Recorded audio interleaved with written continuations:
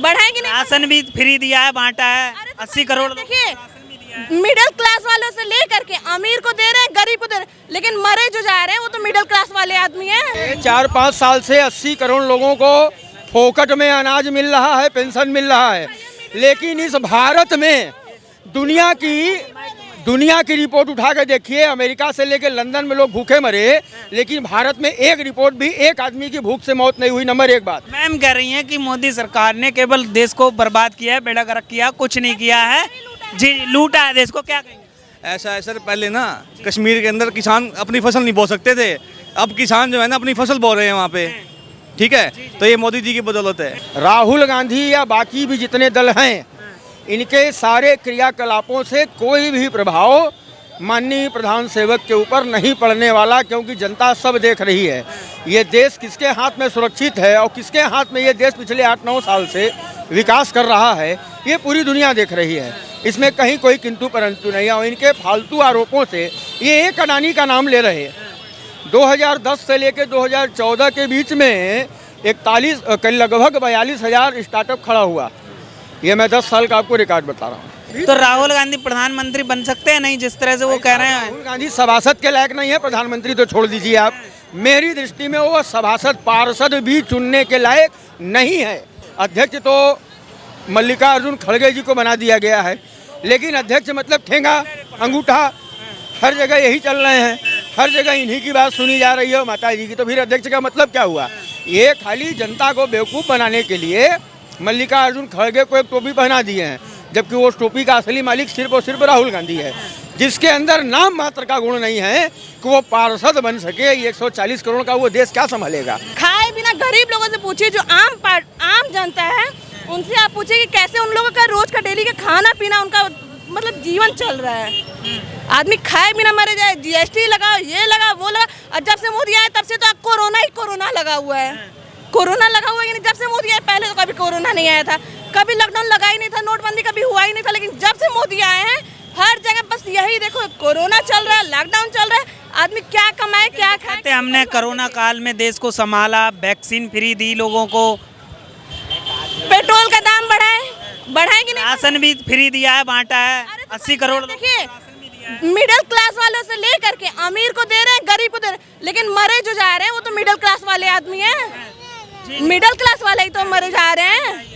Ma'am कह रही हैं कि मोदी सरकार ने केवल देश को बर्बाद किया है, बेड़ा गर्क किया, कुछ नहीं किया है जी, लूटा है देश को। क्या कहेंगे? ऐसा है सर, पहले ना कश्मीर के अंदर किसान अपनी फसल नहीं बो सकते थे, अब किसान जो है ना अपनी फसल बो रहे हैं वहाँ पे, ठीक है। तो ये मोदी जी की बदौलत है। और हम यहाँ पे आए हैं ना तो देख के दिल खुश हो गया, ये भी मोदी जी की बदौलत है। और हम हरियाणा से हैं।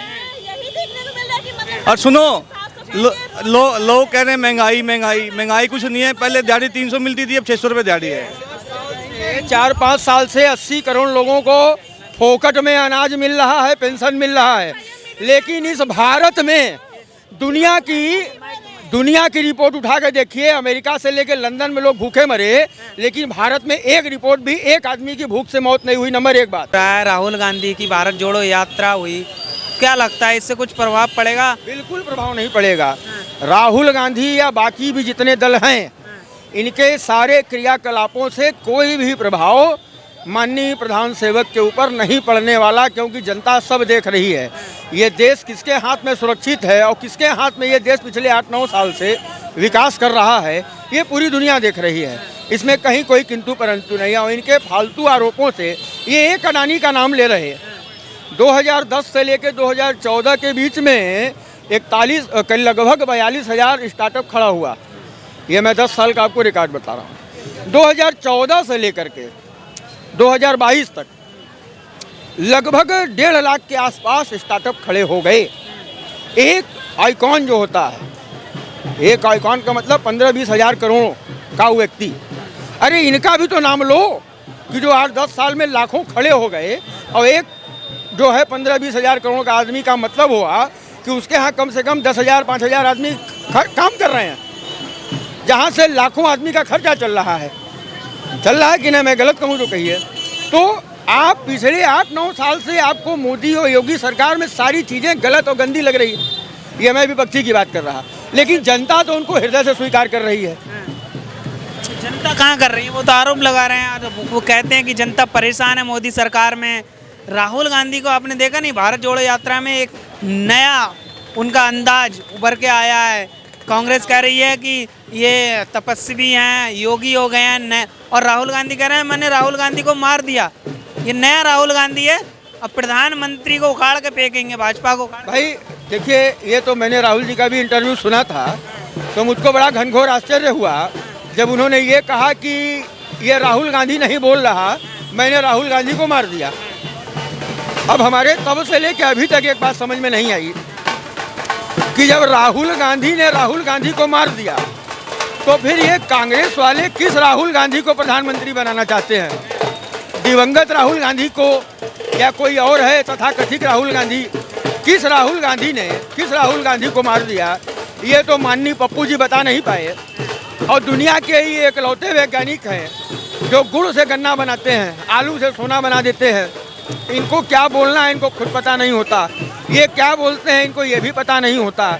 ये विरोध में इतना आगे निकल जाते हैं कि ये क्या क्या बोल रहे हैं। देखिए, प्रधानमंत्री भाजपा का नहीं है, प्रधानमंत्री 140 करोड़ लोगों का है। माननीय प्रधानमंत्री पूरे भारत के हैं, न कि सिर्फ कांग्रेस या भाजपा या सपा या बसपा के। एक तो ये जो भाषा निकालते हैं, ये हमेशा संवेदनहीनता वाली भाषा बोलते हैं। कहीं पे भी इनके भाषा में या इनके भाषण में सारगर्भित कोई बात नहीं होती। संसद से बाहर निकल के ये बोलते हैं कि मुझको बोलने नहीं दिया जा रहा। संसद में जब प्रश्न उठता है और बोलने का नौबत आता है तो ये लोग हूटिंग करते हैं, हल्ला बजाते हैं। हम कह रहे हैं कोई बात अगर आपको बोलनी है तो आप बोलिए डंके की चोट पे ना, और साक्ष्य के साथ बोलिए, क्योंकि संसद में कोई भी बात साक्ष्य के साथ बोली जाती है। मैं वहाँ खड़ा होकर के बोल दूँ कि ये गलत है, वो गलत है, वो गलत है, तो मुझको उसका साक्ष्य देना होगा कि अपने मुंह से जो मुंह में आया बक दिया। तो राहुल गांधी के साथ यही हाल है। और उससे भी बड़ा दुर्भाग्य ये है कि इनके टीम में जितने लोग हैं, ये वाकई अगर राहुल गांधी के हमदर्द हैं तो ईमानदारी से काम करें। ये सारे के सारे हमको खुद लगता है कि राहुल गांधी का बेड़ा गर्क करने पे लगे हैं। मतलब कांग्रेस ही बेड़ा गर्क करने पे लगी है क्या, इनका कहने का मतलब? तो राहुल गांधी प्रधानमंत्री बन सकते हैं नहीं, जिस तरह से वो कह रहे हैं? राहुल गांधी सभासद के लायक नहीं है, प्रधानमंत्री तो छोड़ दीजिए आप। मेरी दृष्टि में वो सभासद पार्षद भी चुनने के लायक नहीं है। क्यों नहीं है? कांग्रेस पार्टी के बड़े नेता हैं, युवा नेता हैं। भाई कांग्रेस पार्टी के बड़े नेता ही हो कैसे गए? ये तो जबरदस्ती का, कभी माताजी नेता, कभी राहुल गांधी नेता, कभी प्रियंका गांधी। कांग्रेस में बस तीन ही नेता हैं, सोनिया गांधी, प्रियंका गांधी और राहुल गांधी। अभी आप देखिए ना, अध्यक्ष तो मल्लिकार्जुन खड़गे जी को बना दिया गया है, लेकिन अध्यक्ष मतलब ठेंगा, अंगूठा, हर जगह यही चल रहे हैं, हर जगह इन्हीं की बात सुनी जा रही है, माता जी की। तो फिर अध्यक्ष का मतलब क्या हुआ? ये खाली जनता को बेवकूफ़ बनाने के लिए मल्लिकार्जुन खड़गे को एक टोपी पहना दिए हैं, जबकि वो टोपी का असली मालिक सिर्फ और सिर्फ राहुल गांधी है, जिसके अंदर नाम मात्र का गुण नहीं है कि वो पार्षद बन सके। 140 करोड़ का वो देश क्या संभालेगा? उसको तो इस जन्म में प्रधानमंत्री नहीं बनना चाहिए। वो तो कह रहे हैं देश को सिर्फ कांग्रेस ही चला सकती है, कांग्रेस के पास अनुभव है, मोदी जी तो कुछ नहीं, वो चाय एक बेचने वाला देश कैसे चला सकता है? भाई देश को कांग्रेस चला सकती है, इसमें दो राय नहीं है कि देश की सबसे पुरानी पार्टी कांग्रेस है। इसमें भी दो राय नहीं कि कांग्रेस में अच्छे अच्छे लीडर हुआ करते थे। लेकिन ये कोई ठप्पा थोड़ी है, ये ठप्पा थोड़ी लगा है कि देश को हम ही चला सकते हैं। आखिर 74 करोड़ लोगों ने जो भाजपा को वोट किया वो कौन है? आखिर उन्होंने भी तो कुछ सोचा समझा, क्यों कांग्रेस को किनारे किया? पिछले 70 साल से इनका एक नारा, सिर्फ एक नारा, गरीबी हम हटाएंगे, बिजली हम देंगे, पानी हम देंगे। और ये 70 साल में खाली वादे पे वादा, वादे पे वादा, अंत में गरीबों ने इनको ही हटा दिया। इन 8 साल में देश को जितना ये देश का विकास हुआ है ये दुनिया देख रही है, और उसमें 2 साल कोरोना का, एक चेचक का टीका लाने में इनको 30 साल लगा, एक कोरोना का वैक्सीन बनाने में मात्र 8 महीना लगा। और आज पूरी दुनिया कह रही है चीख चीख के कि भारत का ही वैक्सीन सबसे ज़्यादा असरदार है। उस वैक्सीन को भी लेकर इन्होंने नाना प्रकार की उटपटांग बयानबाजी की थी, नोटबंदी को लेकर बयानबाजी की। हर मामले में ये उटपटांग बोलते हैं, लेकिन एक भी साक्ष्य राहुल गांधी आज तक दिखा नहीं सके। देखिए, मोदी सरकार के 9 साल के काम की अगर बात हो रही है तो ये 75 साल का काम इन 9 साल के काम के आगे फीका पड़ गया है। और ये मैं नहीं कह रहा है, ये दुनिया कह रही है और देश के लोग भी देख रहे हैं। जो 2 बार बहुमत की सरकार को देश की जनता ने चुना है तो कुछ सोच समझ के ही चुना होगा। और साथ ही साथ आज आप ये देखिए 75 साल के इतिहास में पहली बार ऐसा हुआ कि 20 देशों का प्रतिनिधित्व भारत के प्रधान सेवक के हाथ में है।